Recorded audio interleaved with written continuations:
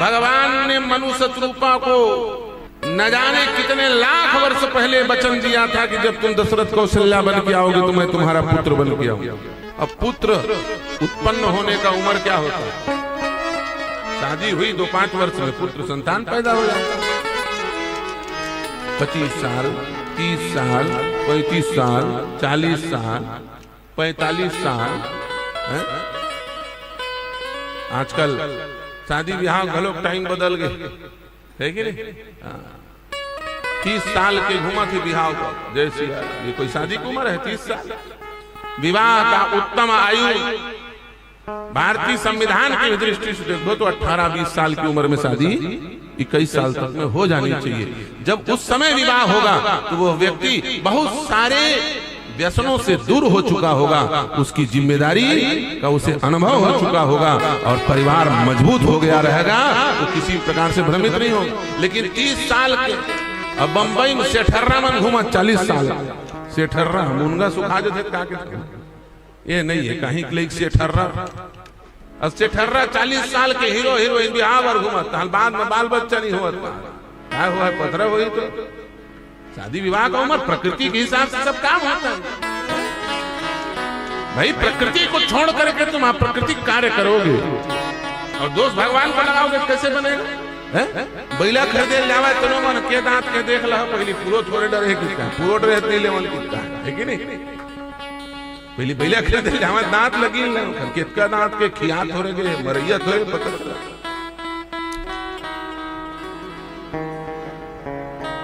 तो भैया संतान उत्पन्न होने की आयु है 20 साल, 30 साल, 35 साल, 40 साल, 50 साल।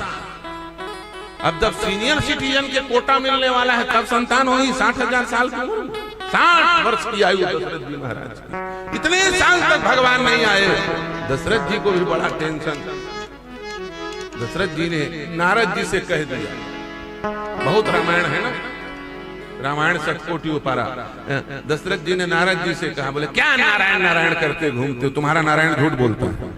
दशरथ जी ने कहा, नारद जी ने कहा कब भगवान ने झूठ कहा? भगवान कभी असत्य नहीं बोल सकते। सत्य व्रतम सत्य परम त्रिसत्यम सत्य योनि निहतम च सत्य। भगवान का नाम ही है सत्य नारायण। भगवान असत्य नहीं बोल सकते, उनकी वाणी से कभी त्रिकाल में असत्य नहीं निकल सकता। तुमने कैसे कहा दशरथ कि भगवान असत्य बोलते हैं? दशरथ जी ने कहा एक बार नहीं 100 बार बोलूंगा भगवान ने असत्य बोला। 23,000 वर्ष मैंने तपस्या की, एक पैर पर अंगूठे के बल खड़ा होकर के शत्रुपा के सहित मैंने तपस्या की। पूछ लो कौशल्या खड़ी है और भगवान ने स्पष्ट कहा था कि नृप तव तनय होब मैं आई, मैं तुम्हारा पुत्र बन के आऊंगा। अब क्या आएंगे? 60 वर्ष की आयु हो गई, अभी तक भगवान नहीं आए। बोल करके भगवान ने वादा खिलाफी की। नारद जी ने कहा भगवान कभी असत्य नहीं बोल सकते, भगवान में कोई कमी नहीं है, कमी हमारे अंदर है, याद रखना। चारों तरफ धरती में प्राणवायु भरा हुआ है, शुद्ध ऑक्सीजन है और हम सांस नहीं ले पावा तो कमी का करें? तो अनुलोम विलोम करना नहीं, कपाल भारती करना नहीं, सलेंसर बिगड़ गए, इंजन खराब हो गए। चारों डहार बढ़िया स्वादिष्ट स्वादिष्ट भोजन है, बैठे मुंह कान चगे भद्रकाली कपाल में कैसे गा? बोले भूखे नहीं लगा महाराज, आंखी तनिया रही थे महाराज, और किडनी खराब हुआ थे, पेट गड़बड़ावा, लीवर फेल होने वाला है।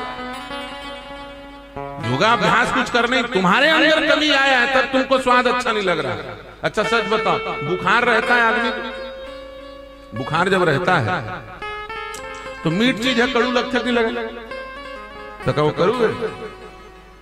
वो कड़वा नहीं है, वो कड़वापन तुम्हारे अंदर आ गया है, इसलिए वो कड़वा, उसकी मिठास नहीं गई। भैया परमात्मा कभी देने में कमी नहीं करते, लेने में हम लोगों की योग्यता, वो क्या नहीं देते, हम सब कुछ देने का वादा करके संकल्प करके भगवान बैठे हैं। जो चाहोगे वो मिलेगा, लेकिन मरना ये है हमको लेना नहीं आता।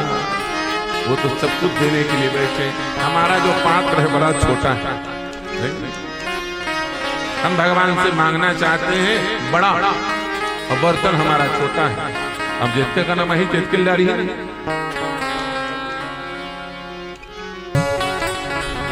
मेरे समान कोई दूसरा तो है नहीं, मैं स्वयं तुम्हारा पुत्र बन करके आऊंगा। और साथ ही साथ तुमने एक शब्द और बोल दिया है। हाँ भाई, चाहते तो मनु शत्रु का कंप्लेन कर देते, बोले भगवान कैसे भगवान है। अभी तो बोल रहे थे, बोले जो चाहिए मांगो, मैं सब कुछ देने में समर्थ हूं। जब आप सब कुछ देने में समर्थ हो तो मैंने आपको नहीं मांगा, बाद में फंसा देंगे कहीं, बोलेंगे हमने तो आपको नहीं मांगा, हम तो आपके जैसा चाह रहे थे, तो अपने जैसा भेजना चाहिए था, आप क्यों आए हैं? ये बोल सकते थे ना। भगवान ने कहा नहीं नहीं, मेरे जैसा भी देना पड़ेगा, मैं तो आऊंगा ही आऊंगा, मेरे जैसा भी आना चाहिए, जिससे तुमको भरोसा हो जाए कि हाँ देखो भगवान स्वयं आए हैं और अपने जैसा भी लाए। अपने जैसा क्यों लाए हैं? कहीं कुछ खरीदे जाए नहीं, कपड़ा लुगरा और नहीं मिला उसने, तो उसने देख एक बरोबर है, कोई अंतर नहीं। उसके चरित्र क्या है, वो ज्यादा बाहर में जाए तो ज्यादा मिली तानी मनपति आ जाते नहीं ठीक है, उसके कन दिक्कत है, उसने चल ले मान है कि नहीं। तो भगवान अपने भक्तों की कितनी चिंता करते। बोले मान लो मनु ने कह दिया, बोले प्रभु ये तो आपके जैसा नहीं है, तो भगवान कहे ओरिजिनल मैं हूं, तो ये मेरे जैसा है, अपने जैसा भी लाऊंगा और अपने आप को भी लाऊंगा। कौन है अपने जैसा? भगवान के अपने जैसा कौन है जी? सच बताइए। भगवान बस को अकेले आना चाहिए था, लेकिन भगवान अकेले नहीं आए। कौन कौन आए? भरत, लक्ष्मण, शत्रुघ्न, और इन तीनों चारों भाइयों में राम के जैसा कौन है? भरत राम ये कई अनुहारी, भरत राम ये कई अनुहारी, भरत राम ये कई अनुहारी, भरत राम ये कई अनुहारी, सहसा लक्ष्मण सकै नर नारी, सहसा लक्ष्मण नर नारी, भरत राम ये कई अनुहारी, भरत राम ये कई अनुहारी, सहसा लक्ष्मण सकै नर नारी, सहसा लक्ष्मण सकै नर नारी, भरत राम